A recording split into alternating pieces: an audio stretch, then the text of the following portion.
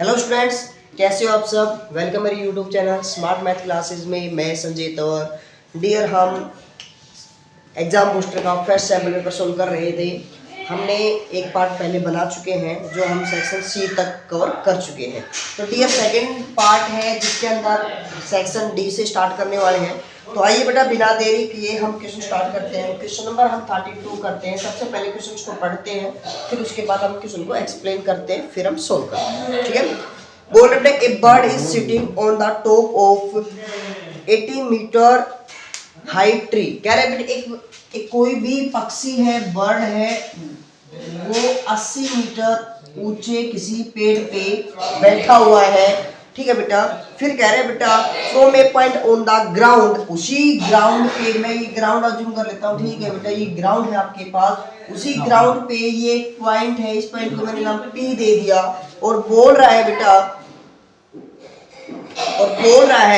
कि the angle of elevation of bird से जो एंगल ऑफ एलिवेशन बना वो हमारा बेटा 45 डिग्री का बना। ओके। उसके बाद हमें कहा गया कि the bird is fly away horizontal, यानी कि जो पक्षी है वो हॉरिजॉन्टली क्या कर रहा है बेटा, उड़ रहा है, फ्लाई कर रहा है। और इन द सच वे, इस तरीके से कि that it remain at constant height, मतलब सेम इतनी हाइट, मतलब 80 मीटर की हाइट पे बिल्कुल इस वे में यहाँ पे ऐसे यहाँ तक कोई भी वो पक्षी उड़ रहा है। अब क्या कह रहे बेटा, कह रहे आफ्टर 2 सेकंड, अब 2 सेकंड बाद, यानी कि यहाँ से यहाँ तक उसने 2 सेकंड का यूज किया, मतलब 2 सेकंड में वो पक्षी उड़ा। तो 2 सेकंड बाद पक्षी यहाँ पहुंच गया। मैं कह सकता हूँ कि यहाँ से भी जो हाइट हमने मेजर करेंगे तो वो भी हमारी क्या होगी बेटा, 80 मीटर। क्लियर है। आगे करते थे angle of elevation of bird from the same point, उसी पॉइंट से उसी बर्ड्स का, यानी कि जो हमारे पास एंगल होगा वो एंगल ऑफ एलिवेशन कितना बन गया बेटा, 30 डिग्री बन गया। इस 30 degree. Find the speed of height. थोड़ा ध्यान दीजिए एक बार बोर्ड पे, आपने एनसीईआरटी का एक क्वेश्चन किया था बलून वाला, याद आया। बलून वाला सेम बिल्कुल है, पक्षी की जगह वहां बलून था, सेम ऐसा ही था, या 88 था। ठीक है। और इस प्रकार से आपके पास एक क्वेश्चन था। अब हमारे पास क्या आता है, अभी सेम यहाँ बर्ड्स का दे दिया, सिर्फ हमें वहां पे क्या पूछा गया था कि भी वो जो बलून है वो कितना और चला। लेकिन अब जो पूछा गया है वो क्या पूछा गया है कि भी अब ये जो बर्ड यानी पक्षी जो चला है आगे यहाँ से इस पोजीशन तक पहुंचा है, वो किस स्पीड से पहुंचा है। तो देखिए बेटा, स्पीड निकालने के लिए सबसे पहले हम बात करें तो स्पीड निकालने के लिए हमने कैसे निकालते हैं बेटा, डिस्टेंस अपॉन टाइम। तो एक सीधी सी बात है, मैं यहाँ से यहाँ तक अगर डिस्टेंस निकाल लेता हूँ, टाइम मेरे पास ऑलरेडी है, तो टाइम और डिस्टेंस को से कॉन्सेप्ट से तो मैं स्पीड यहाँ से आसानी से निकाल सकता हूँ। तो ध्यान दीजिए बेटा एक बात, मैंने इस क्वेश्चन को यहाँ से यहाँ तक की डिस्टेंस को x मीटर मान लिया, यहाँ से यहाँ तक की y मीटर मान लिया, और कंप्लीट को मैंने बेटा x प्लस y मीटर मान लिया। ठीक है। अब मैं नाम दे देता हूँ, ये मैंने P माना हुआ था, चलो A मान लेता हूँ। ये A पॉइंट है, ये B पॉइंट है, ये C है, और ये मैंने D माना हुआ है, इस पॉइंट को मैंने E माना हुआ है। आई बात समझ में बेटा। ध्यान दीजिए, इन ट्रायंगल ABC ट्रायंगल के अंदर यूज कर रहा हूँ बेटा, आप सभी को पता है हमेशा हॉरिजॉन्टल वर्टिकल पे परपेंडिकुलर होता है, और 90 के सामने वाली हाइपोटेनियस होती है, एंगल के सामने वाली बेटा परपेंडिकुलर होता है, बच गई वो हमारे पास बेस होता है। तो दैट मींस हम इस ट्रायंगल में ये कह सकते हैं बेटा BC upon AB, that means P upon B क्या बन गया बेटा आपके पास, tan 45। ओके। और P हमारे पास कितना है बेटा 80, बेस हमारे पास h tan 45 की वैल्यू 1, और x की जो वैल्यू है वो हमारे पास क्या आ गया बेटा 80 मीटर। क्लियर। नेक्स्ट सेम इसी क्वेश्चन के अंदर in triangle ADE, complete triangle का अंदर यूज कर रहा हूं बेटा। तो मैंने क्या कहा, फिर से वही बातें, इस एंगल के सामने वाली ये हाइपोटेनियस परपेंडिकुलर, 90 के सामने वाली हाइपोटेनियस, और एंगल के साथ में टच वाली ये हमारी बेस। ओके। तो थोड़ा सा ध्यान देंगे। तो हमने क्या किया, हमने फिर से परपेंडिकुलर बेस का कॉन्सेप्ट यूज किया, मतलब मैं यहाँ से ये कह रहा हूँ DE अपॉन में AD is equal to P upon B, क्या बढ़ गया बेटा 10 और 10 30 डिग्री। P हमारे पास फिर से 80 दिया हुआ है, AD मतलब कंप्लीट हमारे पास बेटा x प्लस वाई दिया हुआ है is equal to 1 upon root 3, क्योंकि 10 30 की value 1 upon root 3, cross multiply कर दिया बेटा 80 root 3 is equal to x plus में y। ध्यान दीजिए x की वैल्यू हमें दी हुई है, यहाँ पुट कर देते हैं तो 80 root 3 is equal to 80 plus y, और ये प्लस का बेटा उधर माइनस हो जाएगा, दैट मीन्स मैं ये कह सकता हूँ y is equal to 80 root 3 minus 80 metre. Clear है? तो ये डिस्टेंस आ गया बेटा यहाँ से यहाँ तक की, और हमें साथ में टाइम दिया हुआ था, यानी कि from B to D, B से D तक पहुंचने में कितना बेटा 2 सेकेंड। अब मैं बात कर सकता हूँ यहाँ पे स्पीड की, तो मैं ये कह सकता हूँ बेटा स्पीड क्या होती है, अभी जस्ट मैंने फॉर्मूले में बताया कि वो डिस्टेंस अपॉन में टाइम, डिस्टेंस अपॉन में टाइम। डिस्टेंस अब यहाँ से मैं 80 कॉमन ले सकता हूँ, तो ये हो गया बेटा 80 रूट 3 माइनस 1 अपॉन 2 से कैंसिल बेटा 40। अब जो रिजल्ट आया वो क्या आया, थोड़ा सा ध्यान दे दीजिए, 40 इंटू रूट माइनस 1, लास्ट में जो यूनिट है वो लिखना बहुत जरूरी होता है बेटा। कैसे, ध्यान दीजिए, डिस्टेंस हमारे पास मीटर में थी पर टाइम हमारे पास सेकंड के अंदर था, इसका मतलब ये हमारा क्या आ गया था स्पीड ऑफ बर्ड, यानी कि जो पक्षी हमारे पास सी पॉइंट पे था वो ई पॉइंट पे पहुंचा, वो कितने 2 सेकंड के दौरान इस स्पीड से चल के गया हो। समझ में आई बात? क्लियर है? तो बेटा नेक्स्ट क्वेश्चन की तरफ बढ़ते हैं। तो यहाँ आई होप ये क्वेश्चन आपके समझ में आया होगा। देखिए क्वेश्चन नंबर 33 है, यदि आपके पास एग्जाम बूस्टर है तो तब तक आप एक बार हम रफ कर रहे हैं, तब तक आप क्वेश्चन को स्टडी कर लीजिए, पढ़ लीजिए एक बार। देखिए बेटा क्वेश्चन है आपके पास क्वेश्चन नंबर 33।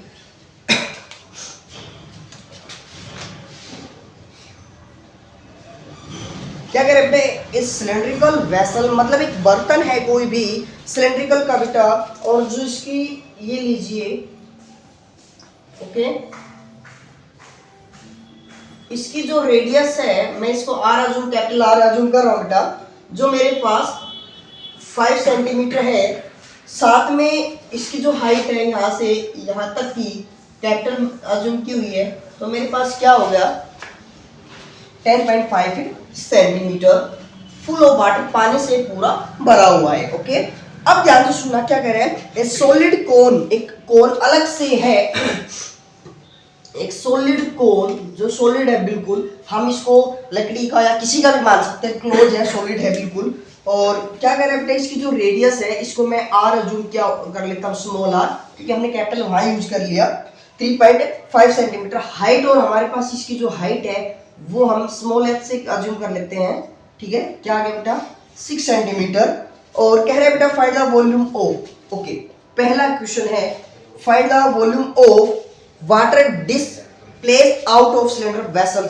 सॉरी, इसके अंदर एक लाइन और रहेगी पूरी, ध्यान दीजिए, is completely impressed in water, मतलब इसको इस प्रकार अंदर रख दिया और इसके अंदर हमने डुबाने की कोशिश की, इम्प्रेस किया, दबाने की इस प्रकार से कोशिश की, तो क्या होगा। आपने सुबह ये चीज आपने डेली देखते भी होंगे, आपने कोई भी एक वेसल बर्तन है आपके पास, उसके अंदर पानी है, जब अदर कोई भी आप जैसे मग वगैरह उसके अंदर डालते हो तो हमारे पास बिल्कुल टॉप तक, पिक पॉइंट तक आपके पास यदि वो पानी भरा हुआ है, जब आप उसके अंदर कुछ भी डालते हो तो हमारा पानी बिखरता है कुछ ना कुछ। कितना पानी बिखरता है, जितना हमने उसके अंदर वॉल्यूम डाला गया। अब बात कीजिए, ऐसे ही मैंने इसको डाला तो पानी बाहर निकला। अब पानी जब बाहर निकला, ध्यान दीजिए, यहाँ से जब ये पानी बाहर निकला, ठीक है, यहाँ से पानी बाहर निकल गया, जब ये हमने ये कोनिकल डाला तो कितना निकला, जितना कोनिकल का वॉल्यूम था। क्लियर है? अब वॉल्यूम हम क्या कहेंगे, तो इसका मतलब volume of water displaced out कितना हो जाएगा, इक्वल टू वॉल्यूम ऑफ कितना बेटा कोन, भाई जितना कोन का वॉल्यूम था, तो कितना कोन का वॉल्यूम बेटा 1/3 पाई आर स्क्वायर एच। 1/3 पाई की वैल्यू बेटा 22/7। जब तक पाई की वैल्यू आपको 3.14 ना दिया जाए, जब तक हमेशा आप पाई की वैल्यू 22/7 ही यूज करोगे। आर की वैल्यू इसको थोड़ा सा सोल्व करते हो, 3.5 है, 3.5 का मतलब 3.5, आप क्या लिखते हो इसको 7 का हाफ। हम इसको सीधा कर लेते हैं। जब भी डायरेक्ट समझ में नहीं आती है तो आप सीधी सी बात है, जब छोटे छोटे बच्चे सोल्व करते थे, हम छोटे छोटे थे, पॉइंट सेट आया डिवाइड में 10, 5 की टेबल से 7/2 ऐसे भी कर सकते हो, आपको डायरेक्ट आना चाहिए। ठीक है बेटा, यहाँ क्या हो जाएगा 7/2 इंटू 7/2 इंटू एच, और एच हमारे पास कितना है 6 है। 7 से 7 कैंसिल, 2 से ये 11 कैंसिल, ध्यान दीजिए 3 और 2 है, मतलब 3 2 जा 6, और ये 6 बन के ये कैंसिल हो जाएगा। 7 ऊपर बचा 11 और 7 कितना हो जाएगा बेटा 77 मीटर सेंटीमीटर, तो ये आ जाएगा सेंटीमीटर क्यूब, क्योंकि वॉल्यूम के बारे में पूछ रहे हैं। क्लियर है। नेक्स्ट क्वेश्चन है, थोड़ा सा यही पे ध्यान देंगे। नेक्स्ट क्वेश्चन है water left in the cylinder vessel, मतलब सिलेंडर के अंदर पानी कितना बचा। तो सीधी सी बात है, तो रिक्वायर्ड वॉल्यूम क्या कहेंगे, volume of cylinder minus volume of cone. तो हम सिलेंडर का निकाल लेते हैं, क्योंकि कोन का हम निकाल चुके हैं। तो इसका क्या हो जाएगा बेटा पाई, अब इसके लिए हमने आर को कैपिटल माना हुआ है, capital R square minus 1/3 pi R square H. इसको बार बार सोल्व करने की आवश्यकता नहीं है, क्योंकि हम यहाँ पे सोल्व कर चुके हैं। तो यहाँ पे देखिए बेटा इसकी वैल्यू 22/7, आर की वैल्यू हमारे पास 5 का स्क्वायर 25, ओके।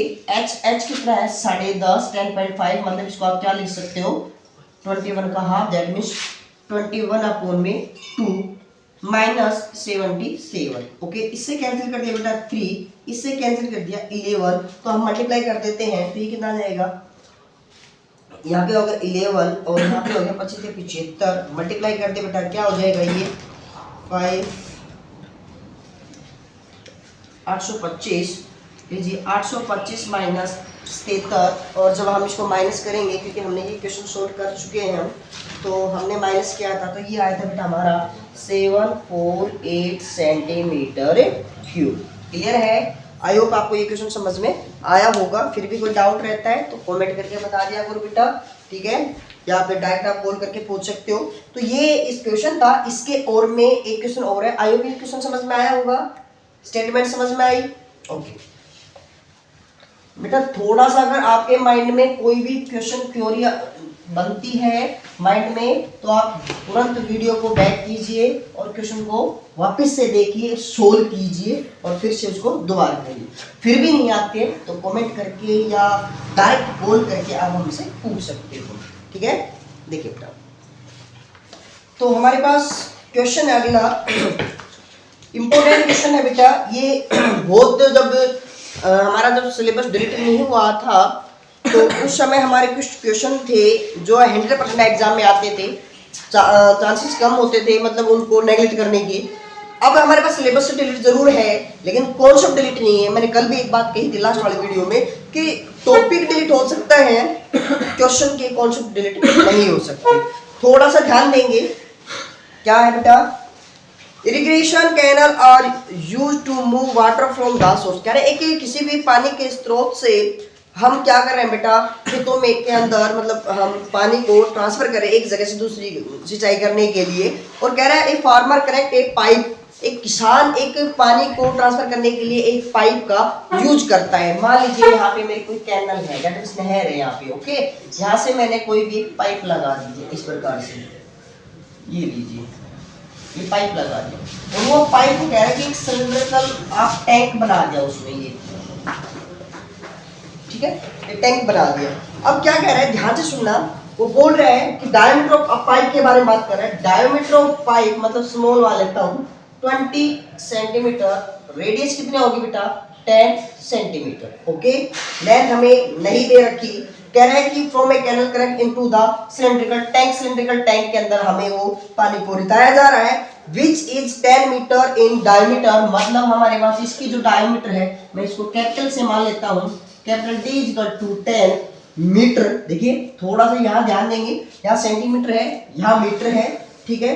तो रेडियस हमारी क्या हो जाएगी 5 मीटर, और इसकी जो हाइट है वो कितनी है बेटा मीटर इन डीप, मतलब गहराई बोल दो, हाइट बोल दो, ठीक है।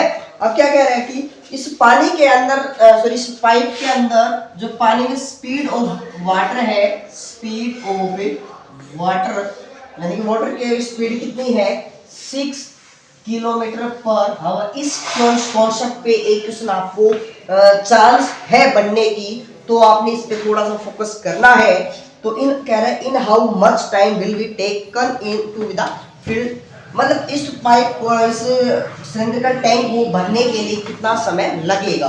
तो मैं मान के चलता हूँ let time taken, that means time मान लेता हूँ मैं, ओके। टाइम मान लिया टी, मिनट मान लेता हूँ, क्योंकि मैं इसको चेंज करने वाला हूँ, क्योंकि मेरे पास मीटर के अंदर दी हुई सब कुछ मीटर में चेंज कर लेता हूँ। इसको मीटर में लिखूंगा तो क्या हो जाएगा 10/100, मतलब 1/10 मीटर, ओके। इसको चेंज कर रहा हूँ, देखिए स्पीड को चेंज कर रहा हूँ मैं।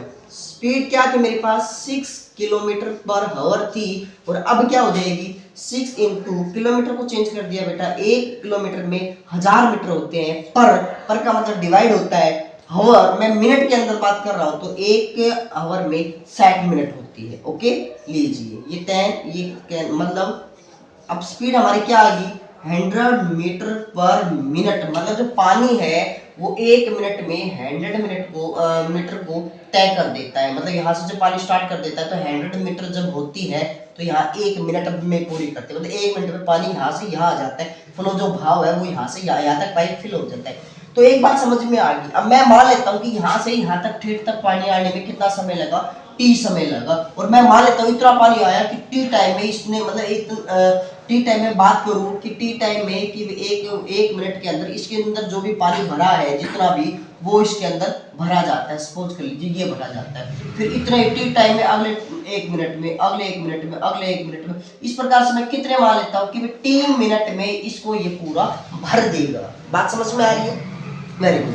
अब 3 मिनट में भर देगा अब मैं मान रहा हूं, तो एक छोटी सी बात ध्यान से देखिए, मतलब मैं ये कह सकता हूं कि अगर आपको ये क्वेश्चन आपके पास दिया गया है, तो हमारे पास जो डिस्टेंस है, मतलब ये जो डिस्टेंस निकाल दूं मैं, सपोज कीजिए ये वाली, वो डिस्टेंस निकालनी है। टाइम दिया हुआ मेरे पास क्या टी मिनट, और मैं डिस्टेंस मान लेता हूँ कितनी, कि भाई इतनी कितनी डिस्टेंस बार बार इसको यूज किया गया, मतलब टाइम टी टाइम में कितना पानी इसके अंदर भरा गया। तो दैट मीन्स मैं डिस्टेंस निकाल सकता हूँ, मेजर कर सकता हूँ क्या, कि भाई वो कैसे होगा, स्पीड इनटू टाइम। तो स्पीड आपके पास 100 minute per metre, sorry metre per minute into T minute, that means मैं ये कह सकता हूँ कि 100 टी मीटर पानी उसके अंदर भरा हुआ था टोटल इस पाइप के अंदर, ओके। ठीक है, टी वन टाइम में, इस प्रकार टी टाइम में टोटल कितना पानी भरा हुआ था वो हमने यहाँ पे निकाल लिया। अब देखिए वॉल्यूम का एक फंडा और होता है, अगर आपने थोड़ा सा कॉन्सेप्ट पहले भी पढ़ा हो, क्या जब आपके पास ऐसी कोई शेप आ जाए कि भाई ये मान लीजिए एक शेप है, ठीक है, ये सिलेंड्रिकल शेप मान रहा हूँ मैं फिलहाल, सिलेंड्रिकल क्यूब, ठीक है, क्यूबॉइड, आप करके देखना एक्सपेरिमेंट, फिर आप समझना। इसका जो मैं वॉल्यूम निकालना चाहूँ तो वो क्या होता है, इसका बेस एरिया, तो बेस एरिया क्या होता है, इसका सर्कल होता है बेस, तो क्या हो जाता है पाई आर स्क्वायर इनटू हाइट, मतलब मैंने क्या कहा base area into height H, तो क्या बन जाता है वॉल्यूम बन जाता है। तो हम volume of water flow by pipe, मतलब पाइप के जो दौरान पानी जो फ्लो हुआ उसके अंदर पानी कितना बहा, तो मैं क्या कह सकता हूँ बेस एरिया इनटू हाइट। तो बेस एरिया क्या होता है इसका पाई आर स्क्वायर इनटू एच। ध्यान देंगे अब यहाँ पे पाई की वैल्यू 22/7, आर यहाँ पे आर इसकी वैल्यू बेटा 1/10 इंटू 1/10 इंटू एच हमारे पास क्या है, दैट मीन डिस्टेंस, जो टोटल हाइट है या डिस्टेंस है ये वो कितनी है 100 टी। तो ये क्या आ जाएगा हमारे पास टोटल, इसके अंदर पानी आ जाएगा, ओके। तो हम क्या अपने पास क्या बच गया 22/7 टी। अब यही पानी मैंने कहाँ डाल दिया, इस टैंक के अंदर डाल दिया, मतलब इतने ही पानी से ये टैंक मेरा फुल हो गया, क्योंकि हमने टी टैंक इसलिए माना था कि टी टाइम में ये पूरा भर जाएगा। तो एक बात समझ में आ गई, जितना पानी हमने पाइप के द्वारा यहाँ निकला उतना ही हमारे इसके अंदर फिल हुआ। तो मैं यहाँ क्या कहूँगा बेटा, यहाँ कहूँगा वॉल्यूम ऑफ सिलेंड्रिकल टैंक। भाई सिलेंड्रिकल का टैंक तो pi capital R square H मतलब 22/7 आर स्क्वायर। आर कितना है बेटा उसके पास 5, 5 का स्क्वायर 25 इंटू एच कितना है यहाँ पे 2। तो हम यहाँ पे कर सकते हैं बेटा कितना 1100/7 मीटर क्यूब। ये भी हमारे पास क्या था बेटा, ये भी मीटर क्यूब में था, ये भी वही पानी की वॉल्यूम थी, ये भी उसी पानी की वॉल्यूम थी। तो हम दोनों को बराबर कर दें तो क्या हो जाएगा 22/7 टी बराबर 1100/7। 7 से 7 कैंसिल, इससे कैंसिल करते हैं बेटा 50 मतलब टी की वैल्यू आ गई आपके पास 50 और टी कौन था मिनट थी, मतलब टी कितनी आ गई 50 मिनट। 50 मिनट ये 100% गारंटी ले रहा हूँ बेटा, इसका कॉन्सेप्ट आपको बेनिफिट देने वाला है आपकी लाइफ के अंदर। मतलब ये 90% आपके पास एग्जाम में 10% जो आपकी एक्स्ट्रा बचती है वो आपके आगे कंपटीशन के अंदर। ठीक है, आई होप आपको ये क्वेश्चन समझ में आया होगा। तो नेक्स्ट क्वेश्चन की तरफ बढ़ते हैं बेटा हम। तो क्वेश्चन नंबर जो 34 है उसकी तरफ जाते हैं बेटा हम। ठीक है, क्वेश्चन नंबर 34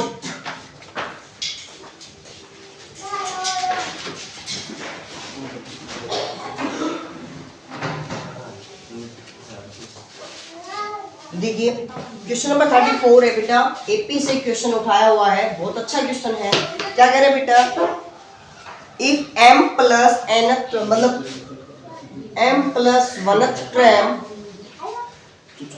क्या बेटा इज ट्वाइस का मतलब डबल है किसके बेटा n plus 1th term.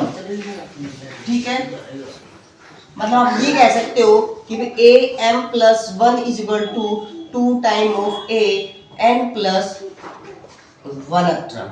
Okay, ये आपके पास ऐसा आपके पास गिवन है। क्लियर है, आगे क्या करें बेटा, टीपी टू प्रूव, आपको प्रूव करना होगा क्या बेटा, जो 3m प्लस 1th टर्म है, 3m प्लस 1th टर्म वो ट्वाइस है किसके बेटा m plus n plus 1th term की।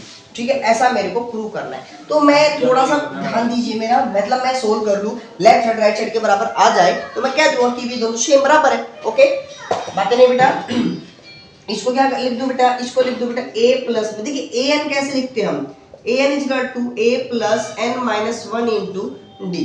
ठीक है, अब मैं लिख रहा हूं बेटा क्या a m plus 1, that means a plus, यहाँ n था तो उसमें से एक कम, अब m प्लस 1 में से एक कम करेंगे तो आपके पास क्या बच गया, केवल m into d is equal to twice of, यहाँ क्या बच गया बेटा a प्लस, फिर से यहाँ पे एक कम करूंगा तो n डी। क्लियर है, means a plus m d is equal to, अंदर मल्टीप्लाई कर दी 2a प्लस 2nd। इस a के मल्टीप्लाई a प्लस का उधर लेके गया बेटा मैं, ये प्लस का इधर आ जाएगा, क्या आ जाएगा यहाँ पे m d minus 2nd is equal to 2a minus a, that means a is equal to m d minus 2nd। Equation number 1 हम इसका यूज करेंगे और इसको दो लेफ्ट और राइट साइड दोनों सोल्व करेंगे, दोनों हमारी बराबर आ जाए तो हम कह देंगे कि ये दोनों बराबर हो सकती है, हेंस प्रूव। ठीक है, इसको फिर से लिखिए बेटा, इसको क्या लिखेंगे हम, a प्लस में इसमें से 1 माइनस करेंगे तो क्या हो जाएगा 3md is equal to twice of, इसको क्या लिखो बेटा a प्लस, फिर इसको क्या लिखोगे, इसमें से एक कम करोगे 2 इंटू डी। ठीक है, ध्यान दीजिए बेटा a प्लस में 3md is equal to 2a, यहाँ क्या आ जाएगा बेटा 2 अंदर लेके गया बेटा, d है तो ये हो जाएगा 2d m plus n। Okay, मैं इस टर्म को इधर लेके आ रहा हूँ और इस टर्म को उधर लेके जा रहा हूँ, क्या बन गया हमारे पास, ये बन जाएगा बेटा 3md इज माइनस, ये हो जाएगा 2d m plus n is equal to 2a minus a means a। ठीक है, और हमें यहाँ पे निकालेंगे बेटा क्या हो जाएगा 3md minus 2md minus 2 and D. ठीक है, तो यहाँ से ध्यान दीजिए, ये क्या आ गया बेटा आपके पास 3md minus 2md 1md minus 2nd is equal to सामने क्या बचा हुआ था बेटा a, और ये कह रहा है क्या ये बराबर है, हाँ ये तो हमारे पास गिवन था, तो जो हमने गिवन थी उसके बराबर हमने निकाल दिया, इसलिए हम क्या कह देंगे हैंस टू, या आप ये भी कह सकते हो इस a को यहाँ रख सकते हो this is equal to this. अब ऐसा भी कह सकते हो इस a की जगह हम वापस से उसको क्या लिख दें माइनस, ले लीजिए left hand side right hand side दोनों हमारी क्या आ गई बेटा इक्वल आ गई, तो हम क्या कह देंगे हैंस टू। क्लियर है, समझ में आया, वेरी गुड। नेक्स्ट क्वेश्चन की तरफ बढ़ते हैं बेटा। क्वेश्चन नंबर जो 35 है इंपॉर्टेंट क्वेश्चन होगी।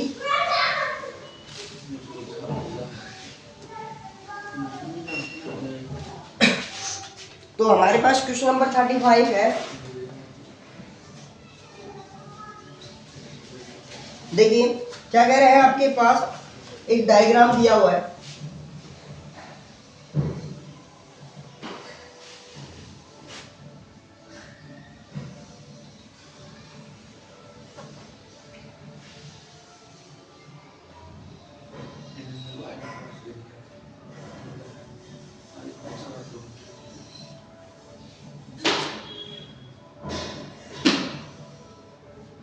ये लीजिए ए, ये बेटा बी, ये सी, ये डी, ये ई, ये एम, ये एल, और हमें क्या कह रहे हैं बेटा, जो आपका ए बी सी डी है वो एक पैरेललोग्राम है, और साथ में हमें क्या दिया हुआ है, एक चीज और भी दी हुई है,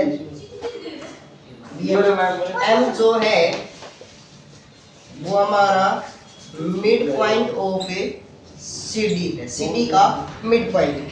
ठीक है, प्रूव दैट, हमें प्रूव करना होगा क्या बेटा, EL is equal to 2 time of a BL। Important question है, थोड़ा लेंथी जरूर है लेकिन अच्छा क्वेश्चन है। तो अब हम ध्यान देंगे, अब मैं जिस प्रूफ पे थोड़ा सा फोकस कीजिए, और ये देखना फोकस पे कि मैंने किस किस दो ट्रायंगल का यूज किया। ठीक है, पहले मैं बात कर रहा हूँ बेटा, मेरे पास जो एक ABC एक पैरेललोग्राम है, ठीक है, M मिड पॉइंट है इसके बराबर है, पैरेललोग्राम है तो ये इसके अपोजिट साइड्स बराबर है। ठीक है, तो ध्यान दीजिए मेरे को प्रूव करना है EL, मतलब EL is equal to twice of BC, इसके डबल है।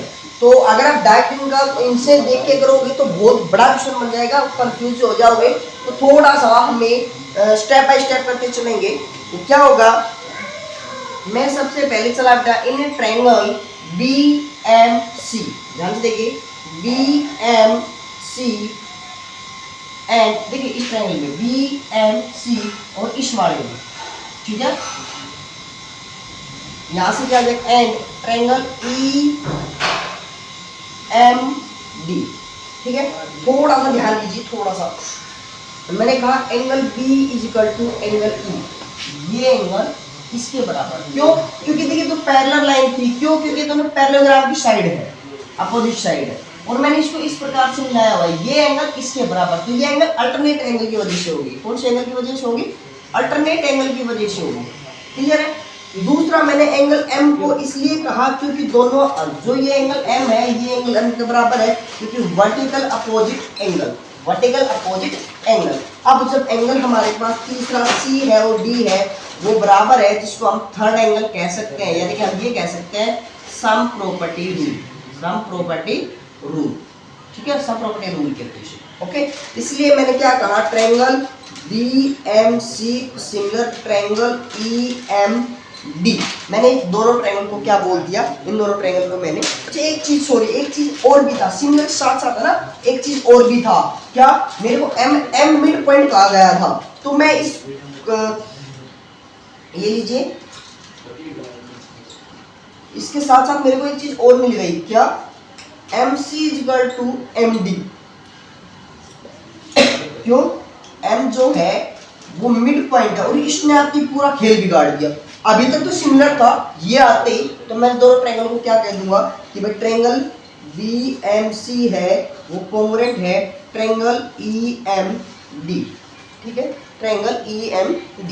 ओके, आगे क्या कह रहे हैं बेटा, इससे आपको क्या मिला, इससे आपको क्या मिला, तो हम क्या कहेंगे बाई CPCT, बाई CPCT क्या क्या मिला। ओके, BM है वो EM के बराबर है, BM EM के बराबर है, मतलब BE का मिड पॉइंट भी आ गया। ओके, फिर MC MD के बराबर ऑलरेडी था, BC ED के बराबर है, BC ED के बराबर, इस पे थोड़ा फोकस कीजिए। और मैंने एक बात और पता है कि भाई BC तो AD के भी बराबर है, BC तो AD के भी बराबर है। क्यों? क्योंकि opposite sides of a parallelogram. ठीक है, तो इसका मतलब हम ये कह सकते हैं कि BC AD और ED तीनों आपस में बराबर, क्लियर है? ठीक है, अब ध्यान दीजिए, अब मैं नेक्स्ट ट्रायंगल एक और लेता हूं, क्या, AEL। ध्यान दीजिए, मैंने यहाँ पे क्या लिया, AEL, ये वाला ट्रायंगल ALE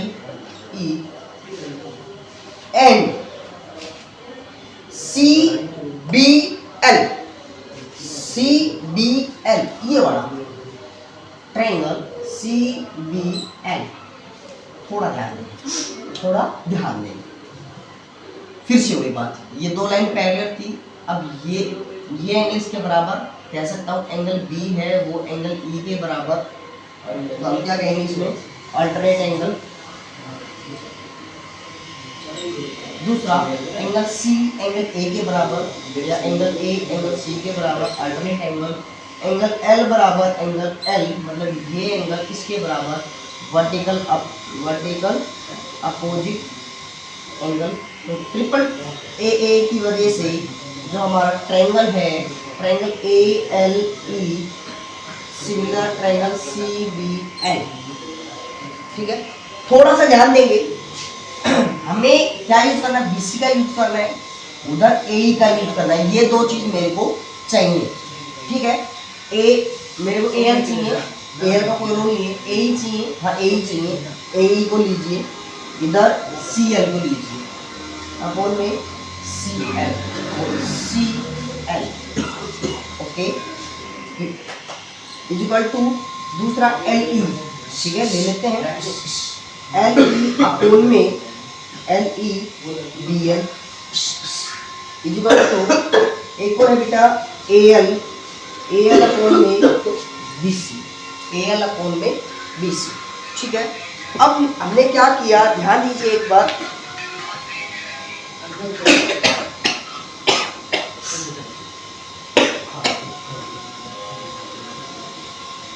AE, इस AE को और LC CP, थोड़ा सा गलत कर दिया, थोड़ा ध्यान दीजिए, एक AE अपोन LC,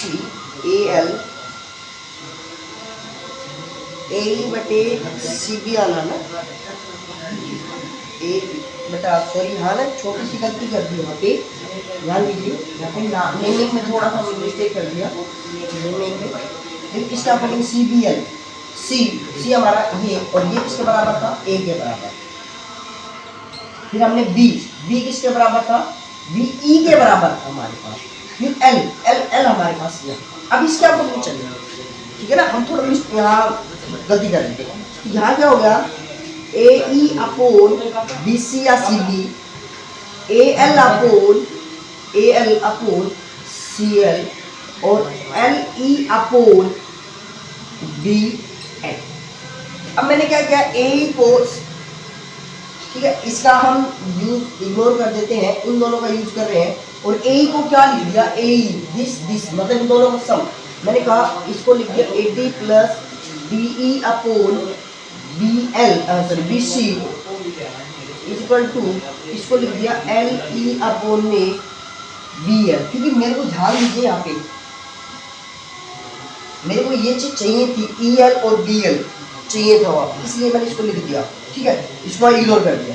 इसको मैंने क्या लिखा, AD और DE, AD और ED या D किसके बराबर है, BC के बराबर है। BC plus BC, BC plus BC upon BC is equal to LE upon BL। ऊपर टाइम क्या होगा बेटा, मैं यहाँ लिख रहा हूँ, थोड़ा ध्यान देंगे, 2 time of BC, 2 time of BC upon BC is equal to EL upon में BL, BC से BC कैंसिल, क्रॉस मल्टीप्लाई, क्या हो जाएगा 2 time of BL is equal to EL, मतलब ये कह सकते हो EL is equal to 2 time of BL। Clear है, यही हमें क्या करना था, प्रूव करना था, हेंस क्लियर है। फिर से एक बार रिपीट कर रहा हूँ, थोड़ा सा ध्यान देंगे एक बार। हमने सबसे पहले इस M जो है, इसको ये जो हमारा पॉइंट है ये लीजिए, B पॉइंट को कॉमन रखते हुए इस ट्रायंगल के अंदर, इस पूरे ट्रायंगल के अंदर और इस ट्रायंगल के अंदर इन दोनों को कॉन्ग्रुएंट प्रूव किया और यहाँ से हमने क्या निकाल दिया है, BC is equal to AD निकाल दिया। ठीक है, फिर हमने इस पूरे ट्रायंगल को इस ट्रायंगल से हमने सिमिलर निकाल के इन दोनों का यूज करके यहाँ पे कॉन्सेप्ट पुट कर दिया और हमने इसको प्रूव कर दिया। क्लियर है।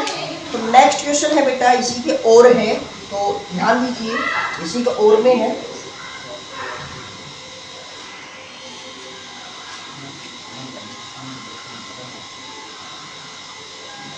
ध्यान दीजिए, अब क्या कह रहे हैं बेटा आपके पास, नेक्स्ट क्वेश्चन है और है, अच्छा क्वेश्चन है ये, एक बार CBC में आया हुआ भी क्वेश्चन है।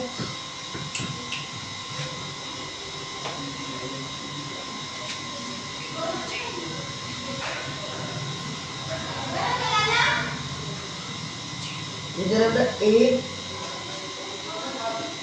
B C P Q R X Y Z और हमें ये कुछ परपेंडिकुलर दी हुई है और प्रूव क्या करना है बेटा, टू प्रूव मतलब 1/x plus 1/z equal to 1 upon में y, ये हमने प्रूव कर ली। इसको हमने क्या करनी है बेटा, प्रूव कर ली। क्लियर है, तो ध्यान देंगे, हमने एक बार इसको पकड़ लेते हैं, एक बार इस A को पकड़ लेते हैं और एक बार C को पकड़ लेते हैं। ठीक है, ओके, मैं यहाँ से पकड़ के जो जो ट्रायंगल बनती है ADQ ACQ दोनों को उठा लेता हूँ एक साथ। In triangle ABQ and triangle ACR, तो ध्यान से देखेंगे ये तीनों परपेंडिकुलर है हमारे पास। तो मैंने कहा दोनों के, इन दोनों ट्रायंगल के अंदर जो एंगल A है वो तो भाई हमारे पास कॉमन है, और इसमें जो एंगल B है और इसमें जो C है वो दोनों 90 है, और इसमें जो Q है और इसमें जो R है वो हमारा थर्ड एंगल बच जाता है। दैट मीन्स हम इस किससे निकाल देते हैं, सम प्रॉपर्टी रूल से निकाल देते हैं, सम प्रॉपर्टी रूल से।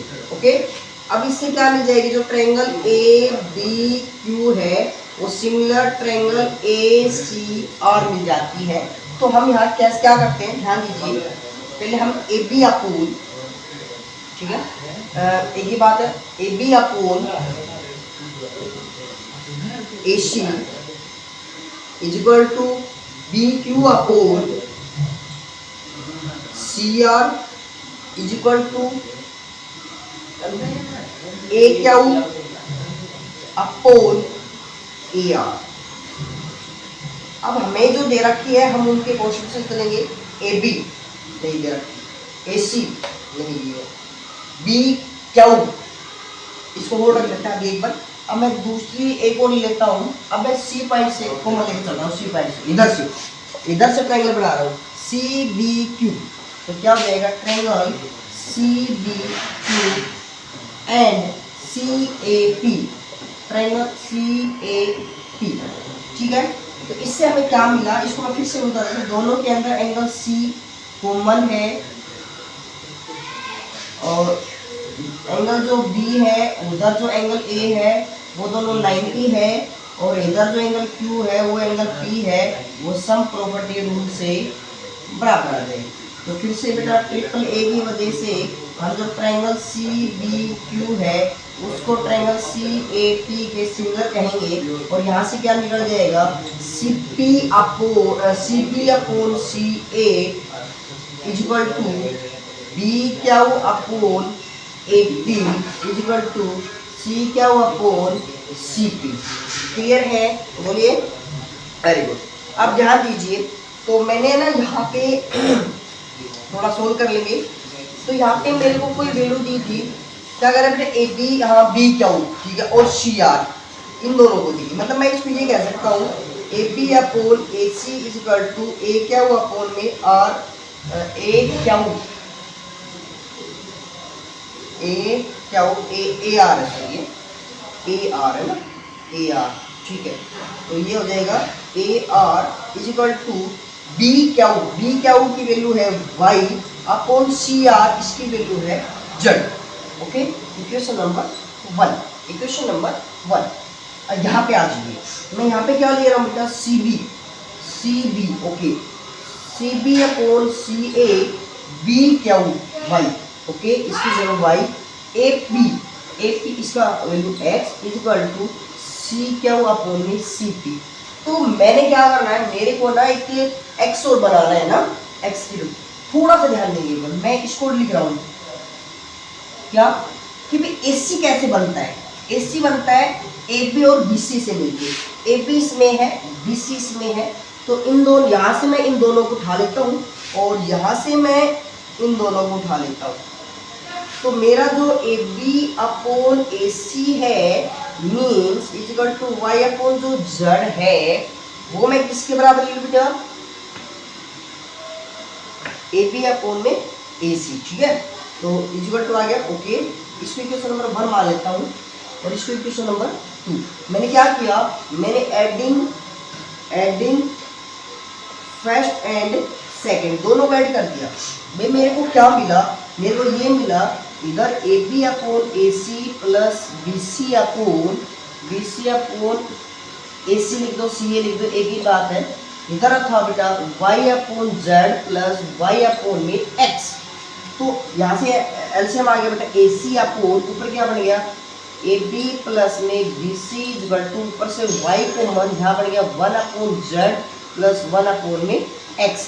इसको मैं आगे लिख रहा हूँ, तो यहाँ पे ध्यान देंगे, ऊपर क्या बनेगा A B plus B C, A B plus B C, तो कंप्लीट बन गया ए सी अपॉन में A C is equal to Y 1 upon Z plus 1 upon X. इससे कैंसिल, वाई मल्टीप्लाई में डिवाइड में आ जाएगा, 1 upon Y is equal to 1 upon Z plus 1 upon में एक्स। तो ये क्या आ गया बेटा, हमारे पास जो हमें प्रूव करना था वही हमें मिल गया। तो इसका मतलब हैंड्स प्रूव, यही हमें प्रूव करना था। क्लियर है? नेक्स्ट क्वेश्चन की तरफ बढ़ते हैं बेटा, ध्यान दीजिए। तो ये जो हमारा सेक्शन डी था वो यहाँ पे कंप्लीट हो चुका है। अब सेक्शन ई बचता है जो हमारा केस बेसिक स्टडी है। देखिए बेटा, सेक्शन जो हमारा डी है क्वेश्चन नंबर 36 है। तो हम 36 का जो फर्स्ट पार्ट है उसमें पढ़ते हैं, क्या कह रहे हैं बेटा, पहले क्वेश्चन को पढ़ लेते हैं। राहुल और Ravi plan to play business, वो कह रहे बोर्ड गेम, वो एक प्ले बिजनेस बोर्ड गेम खेल रहे हैं, इन विच दे सपोज टू थ्रो 2 डाइस सिमिलटेनियस, मतलब दोनों एक साथ डाई को उछालते हैं। ओके, पहला क्वेश्चन कहता है रवि गोट फर्स्ट, रवि पहले उछालता है, ओके, बाद में राहुल उछालता है। What is probability that sum of number appearing top face of die, कि डाई के जो टॉप फेस पे जो ऊपर मिलता है वो हमारे पास क्या है, 8 आ जाए। क्या आ जाए बेटा, 8 आ जाए। मतलब ऐसा पहला जो पार्ट है जिसका सम 8 आ जाए तो प्रोबेबिलिटी बतानी। तो सबसे पहले ऐसे टोटल केस की बात करता हूँ मैंने, आप यहाँ पे लिखे हुए भी टोटल केस कितने होते हैं बेटा, 36 होते हैं, 2 डाई उछालते हैं तब। तो अब कह रहा है कि ऐसे कौन से, यहाँ पे आप लोग लिखने होंगे कौन से होंगे जिनका सम 8 होगा। मैं यहाँ पे आपको काउंट करके बताऊंगा, वो हमें यहाँ पे नोट करने होंगे। ओके, देखिए सम 8, यहाँ पे देखिए सभी मैक्सिमम 7 है। यहाँ पे जी 1 2 3 4 5, टोटल कितने हमारे पास 1 2 3 4 5, इनके अलावा कोई नहीं है। तो 5 नंबर ऐसी है जिनका सम हमारे पास 8 आता है। क्लियर है, समझ में आया सभी को? फिर से मैं यहाँ आपको यहाँ लिखना होगा कौन कौन बेटा, 2 6 3 5 4 4 5 3 6 2, ठीक है। टोटल हमारे पास 36, 5 अपॉन में 36 कैंसिल हो जाएगा, कैंसिल करेंगे नहीं हो रहा, कोई बात नहीं। ओके, नेक्स्ट क्वेश्चन है राहुल गोड नेक्स्ट चांस। राहुल को दूसरा चांस मिलता है, कोई बात नहीं, पहले रवि उछाल लेगा। अब कह रहे probability sum of two number appear on the top faces dice is 13। तो जो सम है ना वो हमारे पास 13 आए। एक चीज नोट किया मैंने, मैक्सिमम इस सम मेरे पास 6 + 6 12 आया, 12 से तो मैक्सिमम होगा ही नहीं। तो जो प्रोबेबिलिटी है मतलब ये क्या है बेटा, इम्पॉसिबल। क्या है, इम्पॉसिबल। तो प्रोबेबिलिटी क्या मिली, 0। प्रोबेबिलिटी क्या मिली, 0। समझ में आया। थर्ड जो पार्ट है वो कह रहे हैं now it Ravi turn again. Ravi दोबारा से उसको उछालता है, he rolled die. Okay, probability of sum of two number appearing on top greater than 8, 8 से बड़े, 8 से बड़े। तो 8 से बड़े कौन कौन से होंगे, तो ध्यान देंगे एक बार। 8 से बड़े मतलब जिनका सम 8 से बड़े मतलब 9 10 11 12 13 तो आ ही नहीं सकता क्योंकि ज़्यादा जा ही नहीं सकता। पहले 9 के हम कलेक्ट करेंगे, 9 के कौन कौन है। तो हमने 9 के कलेक्ट किए तो हमारे पास आया 3 से स्टार्ट हो गया, सॉरी 3 6 4 5 5 4 6 3 10। 10 के कौन करें बेटा, 6 4 5 5 6 4 4 6 सॉरी यहाँ पे। और ये उनका 5 6 6 5 12 का 6 6। तो टोटल कितने हो गए, 1 2 3 4 5 6 7 8 9 10। तो हमारे पास कितने हो गए बेटा, 10। ठीक है। अच्छा एक बात और भी कुछ, हाँ ये होगी 10। तो हमारे पास जो रिक्वायर्ड प्रोबेबिलिटी है, रिक्वायर्ड प्रोबेबिलिटी है वो क्या है, 10/36 टेबल से कैंसिल कर दिया, 5/80 5/80। ओके, इसी के और में एक क्वेश्चन है, क्या ध्यान दीजिए। क्वेश्चन है Rahul got next chance. Next chance में राहुल आता है, राहुल उछालता है, what is probability that sum of two number appear on the face even number. मतलब सम कैसा होना चाहिए, इवन। तो एक बात विषय याद रखना, क्या कि इवन नंबर कब आता है, जब या तो दोनों नंबर को जोड़ने से, दोनों ओड नंबर को जोड़ने से इवन आता है, या फिर दोनों इवन नंबर को जोड़ने से इवन आता है। तो मैं यहाँ पे बात कर, तो मैं अंडरलाइन कर रहा हूँ, ध्यान दीजिए। ओड ओड है, ओके 1 2 3। इवन से स्टार्ट है तो इवन वाले केस लीजिए, ओड से स्टार्ट है ओड वाले केस लीजिए, इवन से है इवन वाले केस लीजिए, ओड से है ओड वाले केस लीजिए, इवन से इवन वाले केस लीजिए। तो कितना हो गया, काउंट करते हैं, 1 2 3 4 5 6 7 8 9 10 11 12 13 14 15 16 17 18। तो जो हमारे पास जो रिक्वायर्ड प्रोबेबिलिटी है, रिक्वायर्ड प्रोबेबिलिटी वो क्या हो जाएगी, 18/36। That mean 1/2। समझ में आया सभी के, कर लोगे। तो ऐसे आपके पास डाइस वाले क्वेश्चन आते हैं तो आपने करने होंगे सैम। तो ये आपके पास एग्जाम में केस स्टडी में भी दे सकता है, या आपको क्वेश्चन डाइट क्वेश्चन में भी दे सकता है। ठीक है, बाकी ये सैम्पल पेपर में था, ये केस स्टडी हमने सोल्व किया है। बाकी जो 90% जो संभावना है वो चैप्टर 5th 7th और 9th से है, जो वहां से आने की संभावना है। ठीक है, बाकी हम इनको करेंगे जरूर, क्योंकि हम प्रैक्टिस जो चीज़ है वो बहुत बड़ी चीज़ है बेटा। नेक्स्ट क्वेश्चन की बात करते हैं, क्वेश्चन नंबर 37 लीजिए। तो एक डायग्राम दिया हुआ है आपको,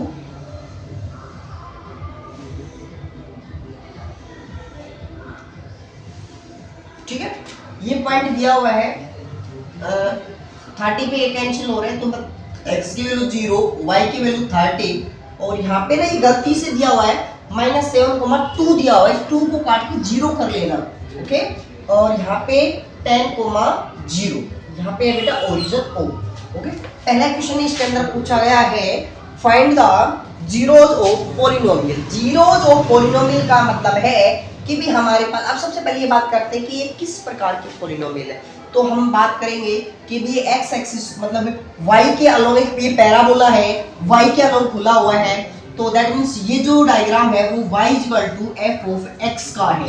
ठीक है, y f ऑफ x का है, इसका मतलब अलोंग y के बनेगा। अब यहाँ बात करते हैं कि डाउनवर्ड है, ये कुछ आगे आएगा उसको हम एक्सप्लेन करेंगे।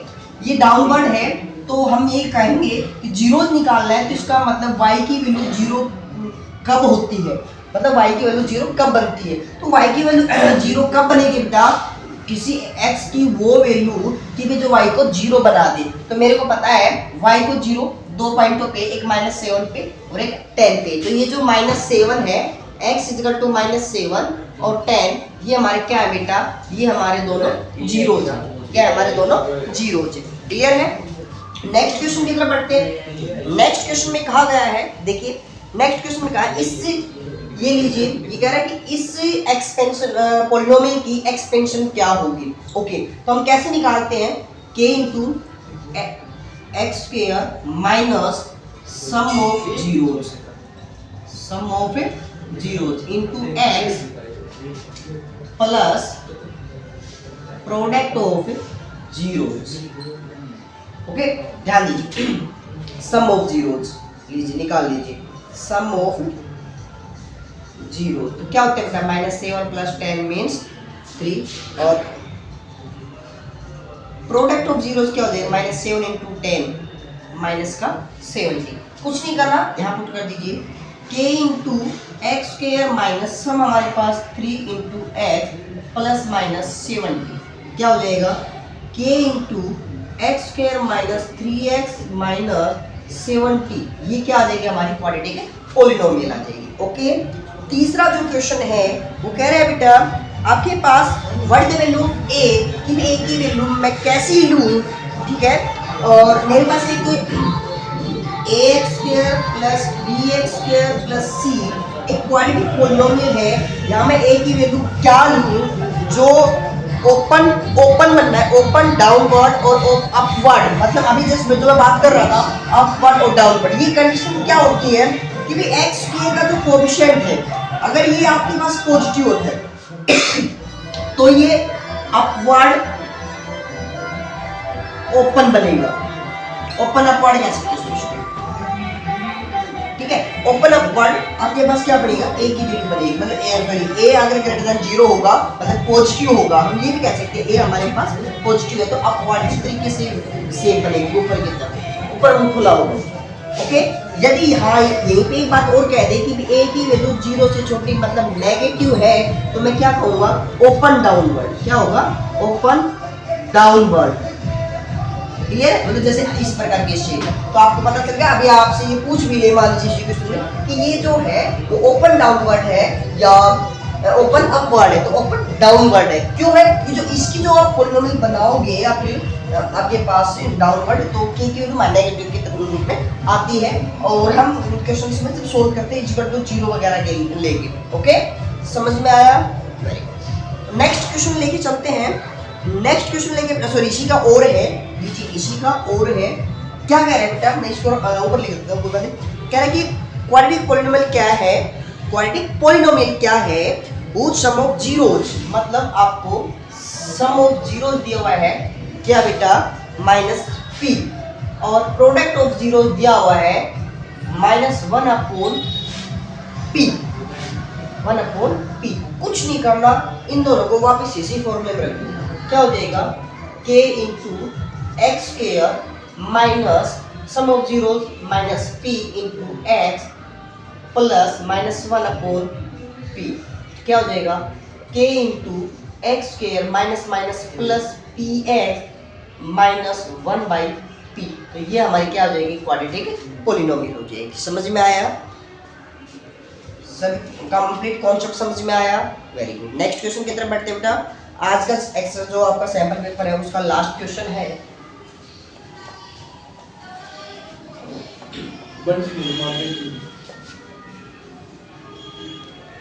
ध्यान दीजिए बेटा एक बार, लास्ट क्वेश्चन है, क्वेश्चन नंबर 38। और ऐसा क्वेश्चन हम कर चुके हैं, थोड़ा ध्यान देंगे। ट्रायंगुलर शेप है, मैं इसको थोड़ा स्टडी कर लेता हूँ ना, आप क्वेश्चन आते ही पहले लग जाते हो, आप आपने तो सोल्व पहले कर लिए। तो ध्यान दीजिए क्या कह रहा है, zone had a form with many animals, zone के पास बहुत से एनिमल्स है जैसे काऊ, हॉर्स एटसेट्रा वगैरह। He had sufficient triangular grass, मतलब उसके पास अनेक ट्रायंगुलर खेत है, ठीक है, ग्रास उगी हुई उसके अंदर। विद साइड 20, एक साइड 20 है, 34 है, 42 है, मीटर में दी हुई है। ओके, मीटर, ठीक है। फिर क्या करें, 1 day 3 horses were tied with 7 metre long, मतलब रोप, मतलब 3 घोड़े उन्होंने गले में जो उसकी रस्सी है वो 7 मीटर की लंबी है और तीनों कॉर्नर पे उन्होंने बांध दी। अब आपको पता है जो घोड़े हैं वो इसके चारों तरफ ही घूम सकते हैं, है ना, लेकिन ग्रास तो इस ट्रायंगल में है, तो हमारा जो ग्रास का जो पोर्शन है वो तो ये है, ठीक है, ओके। मैं इसको नाम देता हूँ, ये पॉइंट ए है, ये पॉइंट बी है, इस पॉइंट को नाम मैंने सी दे दिया है। आगे कह रहे हैं, अब पहला क्वेश्चन कह रहा है कि find the area of the triangular pyramid, मतलब इस ट्रायंगल का एरिया बताना है हमें। तो हम यहाँ पे 9th क्लास का कॉन्सेप्ट पढ़ेंगे, 9th क्लास का। क्या, सबसे पहले हमने पैरामीटर निकालना होगा। पैरामीटर क्या होता है बेटा, 42 + 34 + 20, तो आपके पास क्या हो जाएगा बेटा, ये 96 मीटर। फिर निकालते थे हम एस हीरोन्स फॉर्मूला में, सेमी पैरामीटर। क्या, कैसे बेटा, हाफ, दैट मीन्स कितना जाएगा, 48 मीटर, ओके। अब हम एरिया निकालते थे, area of A triangle ABC, तो कैसे निकालेंगे, S × S - A × S - B × S - C। तो यहाँ क्या कह देंगे बेटा, S हमारे पास आ गया 48 × S - A, इसमें से माइनस करूँगा तो ये हो जाएगा 6 × इसको माइनस करूँगा 14, इसको माइनस करूँगा तो बेटा 28। थोड़ा सा ना हमने पेयर बनाने की कोशिश करेंगे। हम क्या करेंगे, 14 है मेरे को, तो ठीक है, इसको 14, तो मैं इसको तोड़ लेता हूँ, क्या, 14 × 2 में तोड़ लिया, ठीक है। यहाँ 6 है बेटा, 6 को तोड़ दिया 2 × 3, यहाँ भी पेयर बन गया। और यहाँ पे हमारे पास, इसको ऐसे लिख दूँ, 16 × 48, 16 को लिख दिया 4 × 4 3। मैंने ना आपको उसमें प्राइम नंबर, मैंने प्राइम नंबर में नहीं किए, मैंने पेयर बनाए हैं, 1 पेयर, 2 पेयर, 3 पेयर, 4 पेयर, और सभी का स्क्वायर हो रहा है, स्क्वायर से कैंसिल, तो उसके पेयर से बाहर क्या आ जाएंगे हमारे पास, 4 × 3 × 2 × 14, ठीक है। तो हमने ये जो 16 मल्टीप्लाई किया था इसका ये मल्टीप्लाई किया था, तो ये आ जाएगा हमारे पास 336 मीटर स्क्वायर। ये था हमारा पहला पार्ट, समझ में आया, वेरी गुड। नेक्स्ट क्वेश्चन है, find the cost of fencing. Cost of fencing, fencing मतलब चारों तरफ जो बाउंड्री की हुई है उसकी, एट रेट 30 रुपीज़ पर मीटर स्क्वायर, मतलब 1 मीटर स्क्वायर पे 1 मीटर पे 30 रुपए का खर्चा है। बाउंड्री की बात कर रहा है, तो बाउंड्री का मतलब पेरीमीटर, तो पेरीमीटर हमारा था, ये था कॉस्ट ऑफ 1 मीटर, तो कॉस्ट ऑफ 90 मीटर का क्या हो जाएगा बेटा, 30 × 96, दैट मीन्स 2880 रुपीज़। तो हमारे पास ये क्या आ जाएगी बेटा, जो फेंसिंग की थी उसका हमने बाउंड्री का कॉस्ट आ जाएगी। क्लियर है। तो नेक्स्ट क्वेश्चन इसी का जो थर्ड पार्ट है, क्या कह रहे हैं बेटा, area of glass land that can be grass bye horse. जो हॉर्स घोड़ों ने जो घास खाई थी, तो सीधी सी बात है, ये घास खाई थी, तो हम यहाँ कहेंगे रिक्वायर्ड एरिया, क्या कहेंगे बेटा, दैट मीन्स थीटा हमारे पास ABC है यहाँ पे A/360, क्योंकि सेक्टर है, दिस इज लाइक सेक्टर। हमने ये पहले भी क्वेश्चन किया था, कैसा ही सेक्टर है, तो ये क्या बन गया, πr² + B/360 πr² + C/360 πr²। Common हमारे पास πr² 360 इंटू क्या बच गया बेटा, यहाँ A + B + C। थोड़ा सा ध्यान दिया हमने, ट्रायंगल के जो ABC है वो तीनों एंगल है, मतलब तीनों का जो सम है, और ट्रायंगल के जो सम कितना होता है बेटा, 180। तो आप इसकी जगह क्या लिख सकते हो, मैंने इसको लिख दिया 1/360, इसको लिख दिया बेटा 22/7, और आर हमारे पास जो रेडियस थी वो कितनी थी, 7 मीटर, तो 7 × 7, और इसकी वैल्यू आई हमारे पास 180। इससे कैंसिल बेटा 2 से कैंसिल 11 7 जा 77 मीटर स्क्वायर। ये मतलब घोड़ों ने, उस खेत का घोड़ों ने सारा खा लिया था, घास खा ली थी। नेक्स्ट क्वेश्चन आता है इसी के अंदर, इसके और का पार्ट है, लीजिए और का पार्ट है, थोड़ा सा ध्यान देंगे। कह रहा है कि एक zone also beautiful garden in the form of the quadrant of radius 7 centimetre. ये कह रहा है कि एक क्वाड्रेंट है, क्वाड्रेंट का मतलब यानी कि इस प्रकार से ठीक है, जिसकी जो रेडियस है वो 7 मीटर। तो क्वांटिटी की बात करें तो एंगल 90 डिग्री है। तो वो बोल रहे हैं कि इसकी जो साथ में बोल रहे हैं he want to fence to product flowers, में ये इसके अंदर फ्लावर्स, ये जी फ्लावर्स लगाए हुए हैं और उसके प्रोडक्ट करने के लिए वो चारों तरफ क्या करना चाहता है, देखिए बाड़ लगाना चाहता है, मतलब फेंसिंग करना चाहता है। तो उस फेंसिंग की वो टोटल क्या कह रहे हैं कि टोटल कंप्लीट फेंसिंग क्या होगी, टोटल लेंथ क्या होगी। हम दैट मींस हम बात ये करेंगे कि इसका पेरीमीटर बोल दो या सर्कमफ्रेंस बोल दो, हमें वो निकालना है, सर्कमफ्रेंस निकालना है। ध्यान दीजिए, यहाँ से यहाँ तक की जो लेंथ है वो उसको बोलते हैं लेंथ ऑफ आर्क। क्या बोलते हैं? Length of arc. साथ में ये रेडियस, ये रेडियस, तो सर्कमफ्रेंस किसके बराबर हो जाएगा? क्या बेटा? Length of arc, length of arc plus में 2r, ठीक है, थीटा बटे 360 2 पाई r प्लस में 2r। तो बेटा मैं इसको सोल्व कर रहा हूँ, तो मैं यहाँ इसको रफ करके सोल्व कर रहा हूँ, थोड़ा ध्यान देंगे यार, रफ कर रहा हूँ। देखिए थीटा, थीटा हमारे पास क्या है बेटा? 90 अपॉन में 360 इंटू 2 पाई r, 2 इंटू 22 7 r हमारे पास 7 प्लस 2 इंटू 7, इससे कैंसिल बेटा 4 पे, ठीक है, 7 से 7 कैंसिल, 2 1 2, 2 से ये 2, 2 से ये 11, यहाँ बचा सिर्फ 11, यहाँ बचा 7 2 14, मतलब आपके पास क्या आ गया? 25 मीटर। उसको क्या चाहिए बेटा? उसकी साइड की जो कंप्लीट सर्कमफ्रेंस है वो उसकी लेंथ आ गई। क्लियर है? आई होप आपको ये वीडियो, ये क्वेश्चंस आपको समझ में आए होंगे। तो जो हमारा फर्स्ट सैंपल पेपर था एग्जाम बूस्टर का वो हमने सोल्व कर लिया है।